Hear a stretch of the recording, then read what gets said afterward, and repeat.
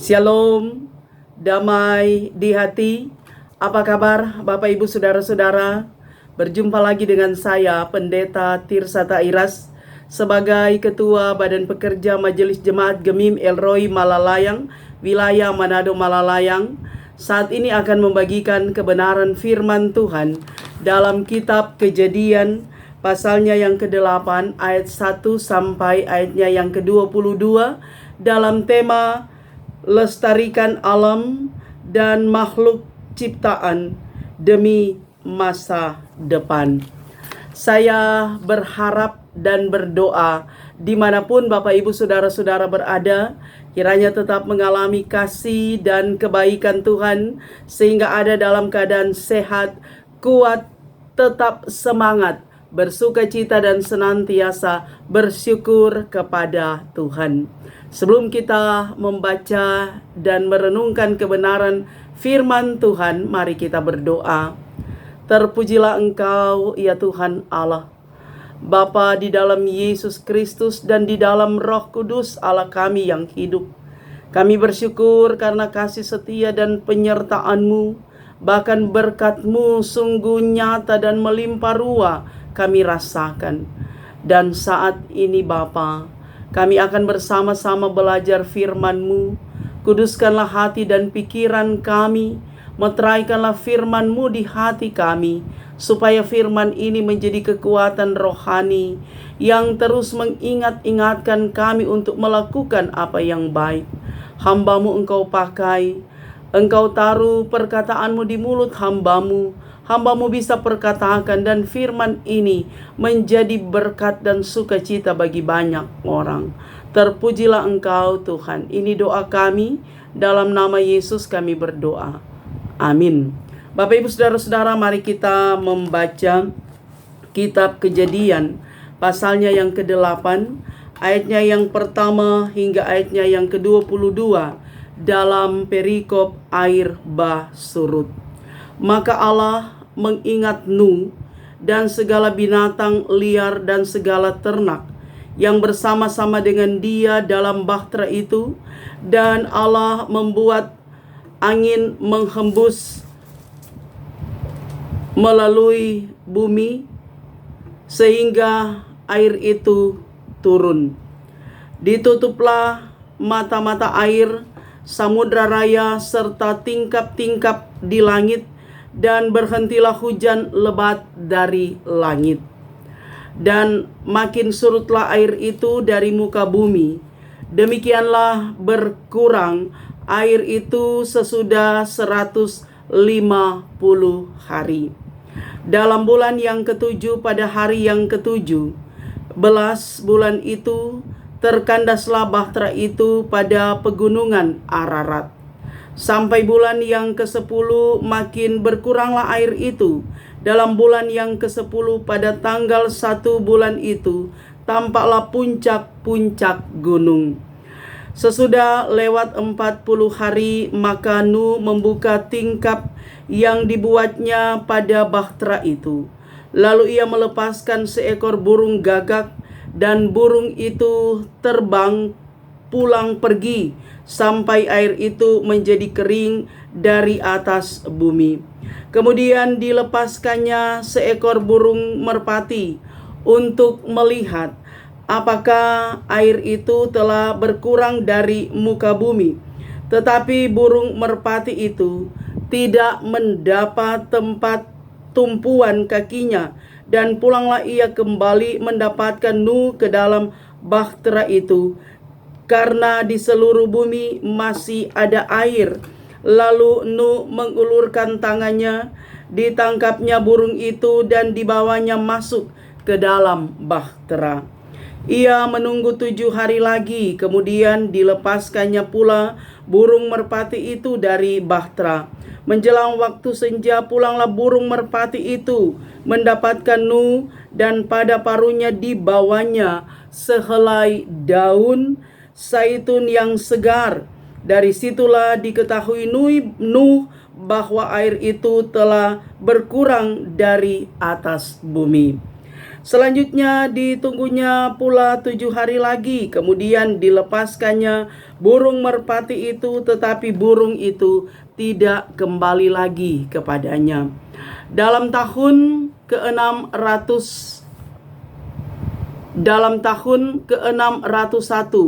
dalam bulan pertama pada tanggal 1 bulan itu,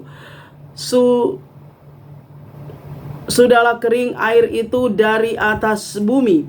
Kemudian Nuh membuka tutup bahtera itu dan melihat-lihat, ternyata muka bumi sudah mulai kering. Dalam bulan kedua pada hari yang ke-20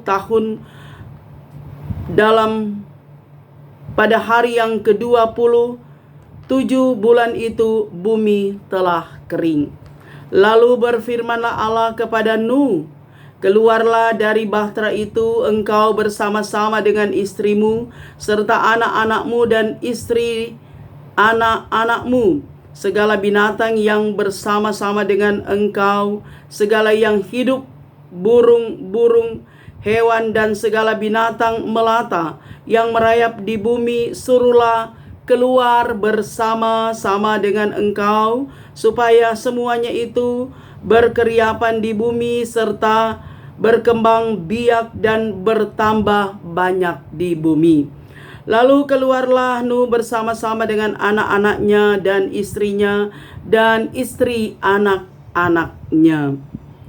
Segala binatang liar, segala binatang melata dan segala burung semuanya yang bergerak di bumi masing-masing menurut jenisnya, keluarlah juga dari bahtera itu. Lalu Nuh mendirikan mezbah bagi Tuhan dari segala binatang yang tidak haram dan dari segala burung yang tidak haram. Diambilnyalah beberapa ekor, lalu ia mempersembahkan korban bakaran di atas mezbah itu. Ketika Tuhan mencium persembahan yang harum itu, berfirmanlah Tuhan dalam hatinya, aku takkan mengutuk bumi ini lagi karena manusia, sekalipun yang ditimbulkan hatinya adalah jahat dari sejak kecilnya, dan aku takkan membinasakan lagi segala yang hidup seperti yang telah kulakukan selama bumi masih ada. Takkan berhenti-henti musim menabur dan menuai, dingin dan panas, kemarau dan hujan, siang dan malam. Demikianlah pembacaan firman Tuhan. Nah, Bapak Ibu Saudara-saudara yang kekasih di dalam Tuhan, perenungan kita saat ini adalah narasi tentang Nuh, juga bahtera Nuh. Bahkan saat bahtera ini dia berhenti atau kandas di pegunungan Ararat. Nah, cerita tentang bahtera Nuh ini adalah cerita yang real, yang nyata. Artinya hal itu benar-benar terjadi. Nah, ini dapat kita saksikan melalui replika bahtera Nuh yang ada di Amerika, tepatnya yang ada di Kentucky. Bahwa pada bulan yang lalu, Bapak Ibu Saudara-saudara, saya ke Amerika, dan dari perjalanan Atlanta menuju Ohio, kita akan melewati Tennessee juga Kentucky, dan antara Kentucky dan Ohio ini ada replika bahtera Nuh yang namanya Noah Ark.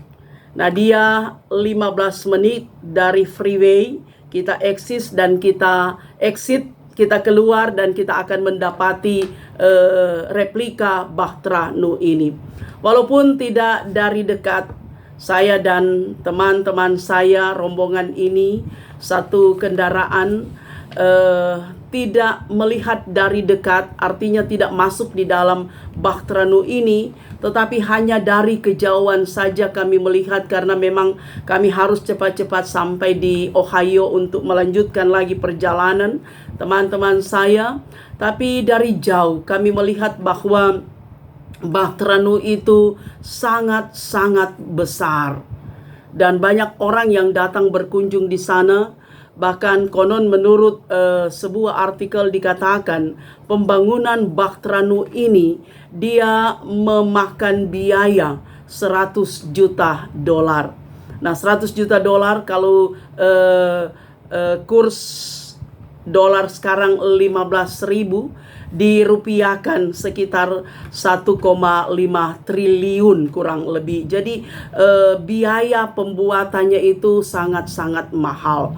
Tetapi banyak orang yang berkunjung di sana menyaksikan dari dekat tentang Bahtera Nuh ini atau Noah Ark. Nah, Bapak Ibu Saudara-saudara yang kekasih di dalam Tuhan, mengapa Bahtera Nuh ini didirikan? Karena kalau kita melihat saudara, dalam pasalnya yang ke-6, bahwa Tuhan melihat manusia yang dijadikan atau diciptakan oleh Tuhan, itu kejahatan mereka semakin merajalela. Semakin banyak manusia pada saat itu, pada masa itu, tapi semakin banyak juga kejahatannya. Sehingga dikatakan bahwa di ayatnya yang ke-7, pasalnya yang ke-6, berfirmanlah Tuhan, aku akan menghapuskan manusia yang telah kuciptakan itu dari muka bumi. Nah, saudara-saudara, Tuhan akan menghapuskan manusia dari muka bumi karena kejahatan manusia. Tetapi saudara, di masa itu ada seorang yang dikatakan benar dan tidak bercela dari orang-orang yang hidup di samanya.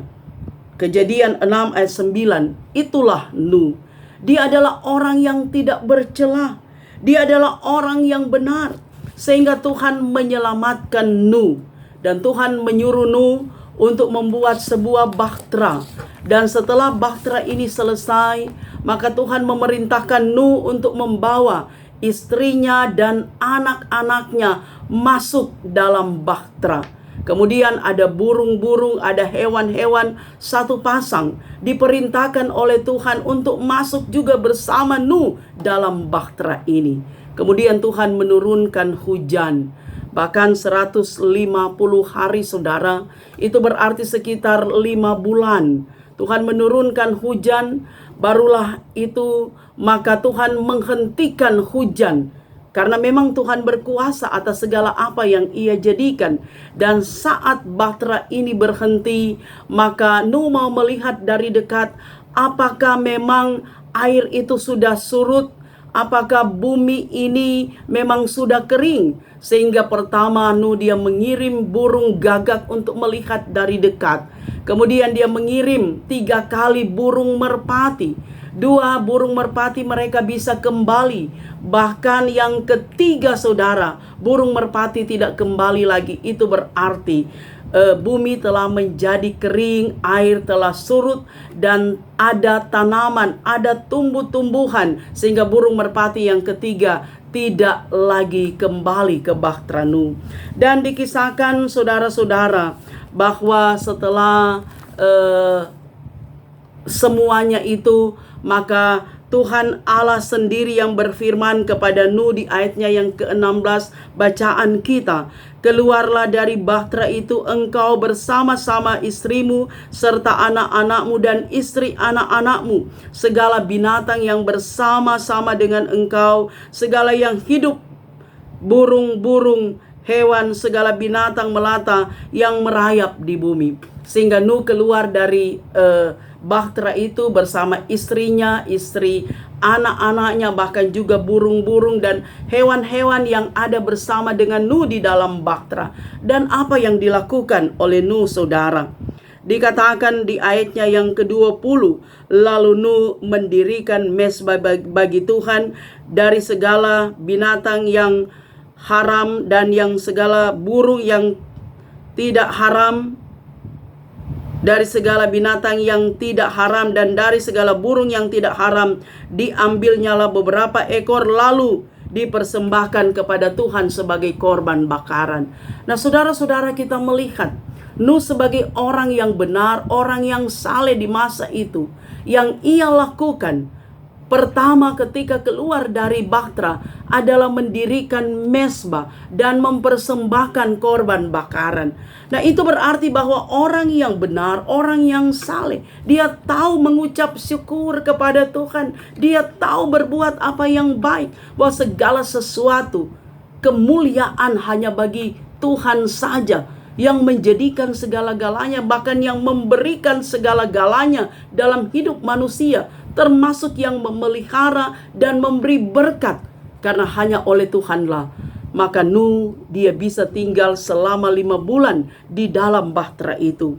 Dan yang terakhir saudara, apa yang dikatakan Tuhan kepada Nuh, aku takkan mengutuk bumi ini lagi karena manusia. Selama bumi ini masih ada, takkan berhenti-henti musim menabur dan menuai, dingin dan panas, kemarau dan hujan, siang dan malam. Ini hal yang sangat luar biasa saudara, bahwa semua ada dalam kendali Tuhan, semua ada dalam kuasa dan otoritas Tuhan, semua ada dalam pengaturan Tuhan Allah. Alam ciptaannya, bumi dan segala isinya, dan manusia yang Tuhan jadikan.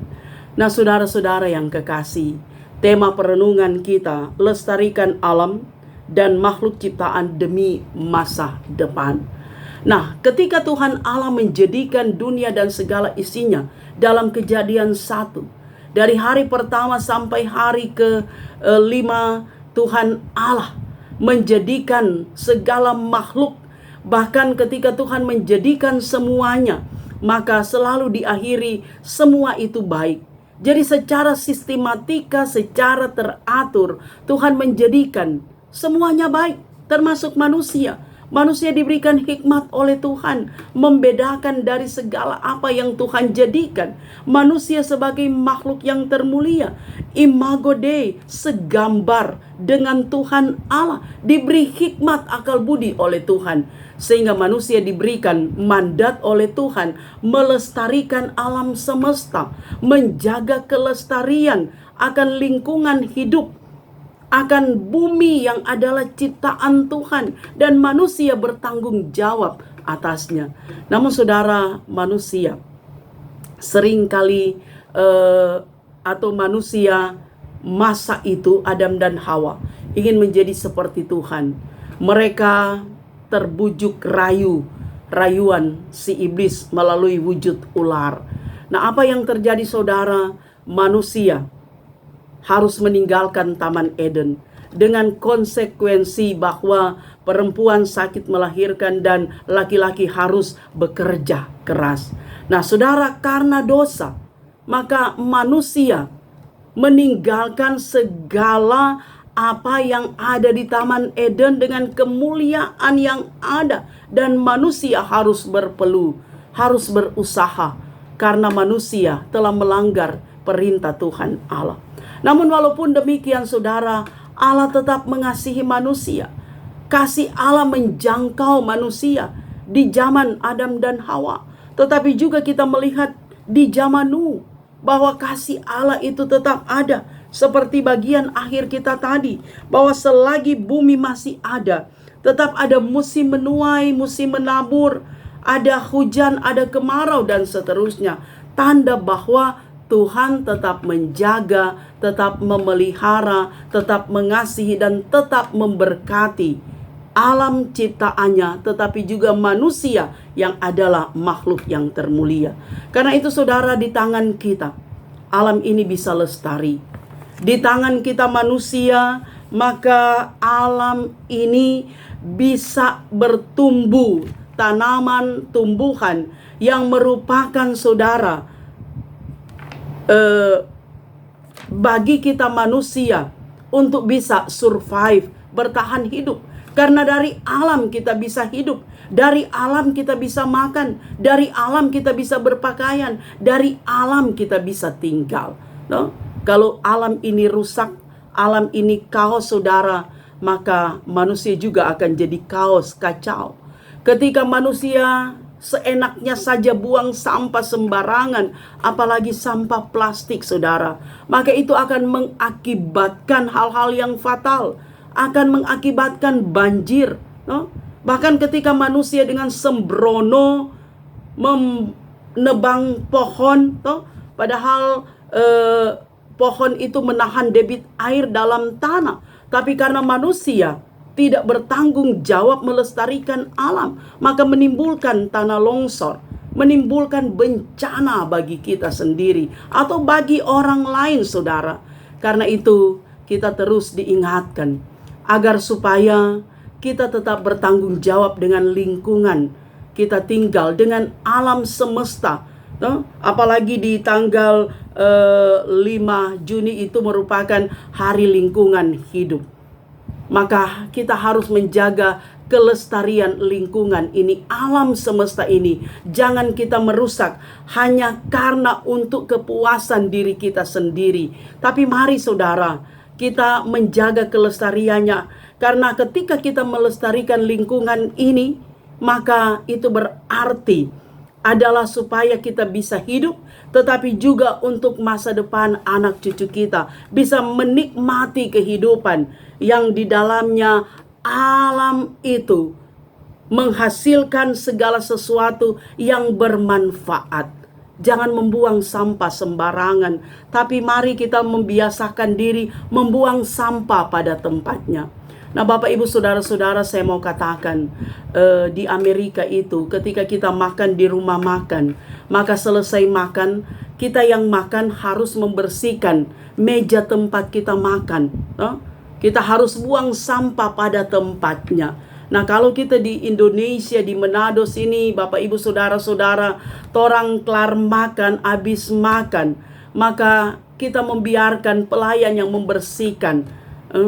Lain kali sota lamburang, sota viaro, tempat makan kita, tapi kita biarkan pelayan yang membersihkan.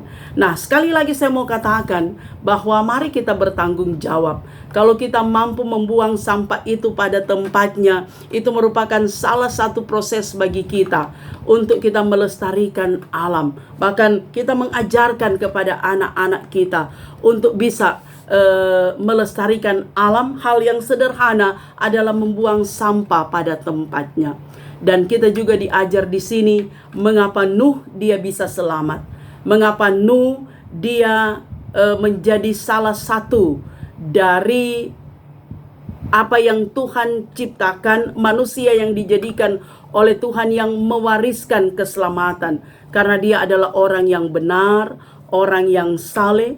Bahkan setelah dia keluar dari mesbah, dari bahtera dia membuat mesbah, dia mempersembahkan yang terbaik kepada Tuhan. Maka orang yang berhikmat, orang yang takut Tuhan, orang yang benar, orang yang saleh, dia tahu berbuat apa yang baik, apa yang benar. Dia tahu mempersembahkan yang terbaik kepada Tuhan, dan dia tahu mana yang bisa dilakukan dan mana yang tidak baik. Karena itu juga ketika bahtera ini berhenti, maka Nuh dia melepaskan burung gagak, burung merpati, mencari tahu apakah memang bumi ini telah kering, apakah air ini telah surut. Karena apa? Karena dia berhikmat. Maka itulah juga kita saudara, kita diberi hikmat oleh Tuhan. Bedakan apa yang baik, bedakan apa yang benar, pilah mana yang harus dilakukan dan mana yang tidak boleh dilakukan. Dan yang paling baik adalah ketika kita selalu punya hubungan dengan Tuhan, berkomunikasi dengan Tuhan, bahkan selalu bersyukur kepada Tuhan, supaya hikmat dari Tuhan Dia akan berikan kepada kita, sehingga kita lakukan yang baik, termasuk di dalamnya kita melestarikan alam ciptaan Tuhan, kita mencintai lingkungan kita. Karena dari alam kita bisa hidup, kita bisa makan, kita bisa survive, saudara. Semuanya dari alam. Dan Tuhan telah menjadikan segala sesuatu baik. Maka lakukanlah apa yang baik, nyatakanlah apa yang benar, peliharalah alam semesta ini. Bahkan hal yang sederhana yang pertama kita lakukan adalah tempat tinggal kita. Ketika tempat tinggal kita itu bersih, asri, nyaman, sekecil apapun itu, maka kita akan at home, kita akan betah di dalam rumah. Kita akan mencintai tempat tinggal kita akan menikmati itu. Dan seperti Nuh kita akan bersyukur dengan semua apa yang Tuhan hadirkan dalam kehidupan kita. Kiranya Tuhan Yesus menolong kita, memampukan kita menerjemahkan kehendak firman Tuhan. Amin. Mari kita berdoa. Terima kasih Tuhan, Engkau ajaib dan Engkau luar biasa. Kiranya firman yang boleh diperdengarkan memberikan kekuatan rohani bagi kami. Mencintai Tuhan, hidup benar, bersyukur bahkan melestarikan alam ciptaan Tuhan. Untuk kami bisa nikmati, kami bisa bertahan hidup, tetapi juga untuk kelangsungan hidup dari generasi kami, anak-anak cucu kami. Tolong kami untuk menerjemahkan kehendak firman-Mu. Hamba-Mu berdoa mereka yang mendengarkan firman ini diberkati dimanapun mereka berada. Kiranya tetap ada dalam kuasa, kasih, dan berkat Tuhan. Mereka yang lemah dikuatkan, mereka yang sakit disembuhkan, dipulihkan. Mereka yang bergumul Tuhan, mampukan mereka untuk melihat pada salib Kristus yang penuh kemenangan. Sehingga mereka tetap yakin pada kuasa, pada kasih dan pertolongan Tuhan. Maka terpujilah Engkau, ini doa hamba-Mu. Dalam nama Yesus hamba berdoa. Amin. Demikianlah kebenaran firman Tuhan. Saya Pendeta Tirsa Tairas terus berharap kiranya Bapak Ibu Saudara-saudara akan terus mendukung YouTube channel Tirsa Tairas dengan cara nonton video, dengarkan kebenaran firman Tuhan, tekan tulisan subscribe, berikanlah jempol, like, berikan komentar yang membangun. Dan jika Bapak Ibu Saudara-saudara berkenan, bagikanlah video ini di media sosial yang Bapak Ibu Saudara-saudara miliki. Dan jangan lupa tekan lonceng agar supaya bisa mendapatkan notifikasi dari setiap update video saya. Tuhan Yesus memberkati kita semua. Amin.